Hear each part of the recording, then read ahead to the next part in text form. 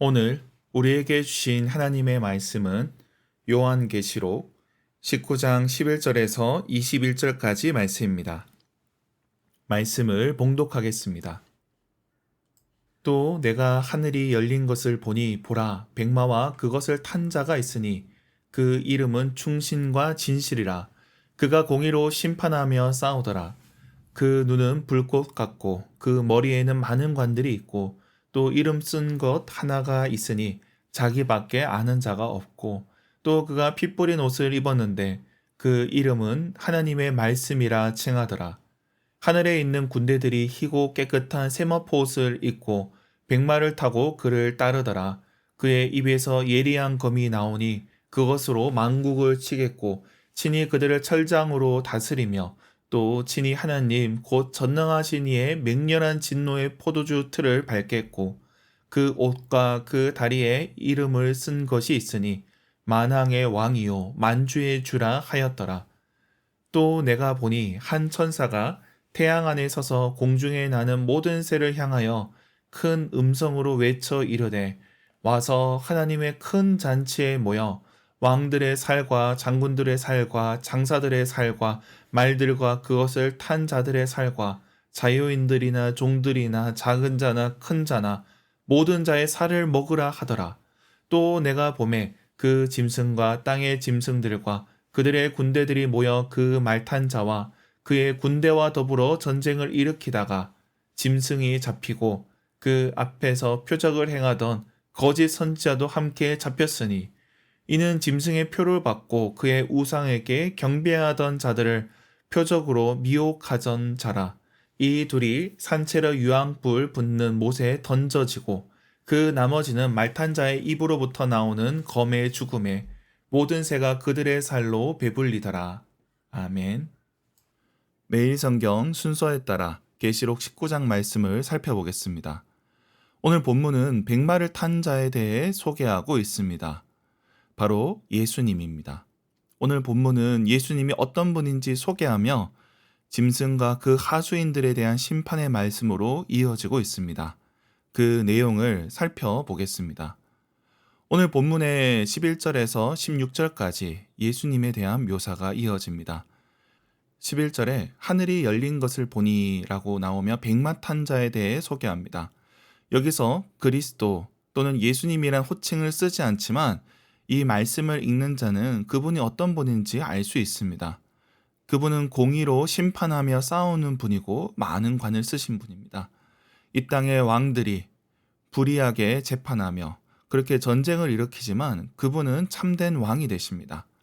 그리고 어제 말씀에서 어린 양의 신부가 성도들의 올바른 행실로 옷 입었는데 이분은 피 뿌린 옷, 하나님의 말씀의 옷을 입었다 나옵니다. 그리고 나서 그분을 따르는 군대가 함께 소개됩니다. 그리고 그분은 철장으로 만국을 치며 포도주의 틀을 밟는다 말씀을 합니다. 이 모든 것을 가리키는 분은 결국 예수님입니다. 지금껏 예수님은 주로 어린 양의 모습으로 소개되었다면 여기서는 승리하신 왕의 모습으로 소개되고 있습니다. 그래서 하늘의 군대를 거느리시는 분으로 이제는 어린 나귀를 타고 오시는 분이 아니라 백마를 타고 오시는 분으로 묘사되고 있습니다. 그리고 시편 2편에 나오는 것처럼 만국을 치고 철장으로 다스리는 분임을 알려주고 있습니다. 그런데 이와 대조적으로 17절부터 21절은 심판받는 자들에 대해 소개합니다. 한 천사가 큰 잔치가 있다 하는데 짐승과 임금들과 그 말탄 자와 군대가 전쟁하다가 그들이 잡혀 심판을 받았다는 내용이 나옵니다. 이 저들의 시체를 뜯어먹는 이 새들에게는 그것이 큰 잔치라는 것이죠. 여기 이 새들의 모습은 이 시체를 쪼아먹는 그런 짐승으로 묘사됩니다. 우리가 흔히 까마귀에 대한 이미지가 있는데 그렇게 생각하시면 됩니다. 거기에 함께 심판을 받는 자들이 20절에 나오는데 거짓 선지자가 있습니다. 그는 짐승의 표를 받고 우상에 경배하던 자들을 미혹하는 자였습니다. 성도들을 미혹하는 악한 사역자, 그리고 이단을 포함하여 거짓을 가리키던 자들이라 할 수 있습니다. 그런데 이들은 말탄 자의 입에서 나오는 검에 죽게 됩니다. 15절에 백마 탄 자의 입에서 검이 나온다 했는데 21절에 그 말씀대로 대적하던 자들이 심판을 받게 됩니다. 그렇게 본문이 마무리되고 있습니다. 오늘 본문에서는 우리가 두 가지를 생각할 수 있습니다. 먼저 예수님은 어떤 분이신지 생각해야 됩니다. 우리가 공생애를 통해서 또는 복음서를 통해 배웠던 주님은 고난받으시는 분이었습니다. 우리를 위해 대신 죽으시는 분이었습니다. 그러나 우리가 다시 뵙게 될 예수님, 우리가 계시록을 통해 알게 되는 예수님은 승리하신 분이십니다. 원수들을 물리치시는 왕으로 임하신다는 겁니다. 우리는 예수님에 대해서 그렇게 온전하게 받아들여야 된다는 것이죠. 내가 좋아하는 한 가지의 모습만 그것을 취하는 것이 아니라 성경이 말씀하고 있는 이 전체 모습을 받아들여야 됩니다. 그런데 이 예수님에 대한 모습에서 이 예수님에서 입에 나오는 예리한 검에 대해 생각해야 됩니다. 이전에 예수님께서 시험 당하실 때 마귀를 물리치신 무기가 바로 말씀이었습니다. 그 말씀이 마치 검과 같아 사단의 권세를 무너뜨릴 수 있다는 겁니다. 말씀이 무기라는 겁니다. 그런데 에베소서 6장에서도 마찬가지입니다. 에베소서 6장에 보면 성도들에게 전신갑주를 입도록 명령합니다. 그런데 거기에 검은 하나님의 말씀입니다. 성령의 검, 곧 하나님의 말씀을 가지라 명령합니다. 오늘 본문에서도 짐승과 거짓 선지자들 그리고 임금들과 그 군대를 입에 나오는 검으로 제압합니다. 말씀의 능력으로 저들과 싸울 수 있다는 겁니다. 이처럼 말씀에는 능력이 있습니다. 과거 승리하신 예수님, 그분을 따른다면서 말씀이 아니라 실제 칼을 휘두르던 역사도 있었습니다. 그러나 우리가 기억해야 될 건 우리에게 주신 무기는 칼이 아니라 말씀이란 겁니다. 말씀의 능력을 믿어야 한다는 겁니다. 예수님도 칼로 일어선 자는 칼로 망한다 말씀하셨습니다. 그러므로 제자된 우리도 이 세상 속에서 하나님의 말씀을 무기 삼아 살아가야 한다는 겁니다. 우리의 삶 가운데 어려움이 닥칠 때가 있습니다. 사단이 우리를 괴롭힐 때가 있습니다. 우리를 좌절케 하고 넘어뜨리려고 하는 그런 사단의 역사가 있을 수 있습니다. 그때 말씀을 의지해야 됩니다. 그 말씀으로 맞서야 됩니다. 말씀으로 우리 삶의 문제와 맞서 싸워야 되고 그렇게 사단을 물리쳐야 됩니다.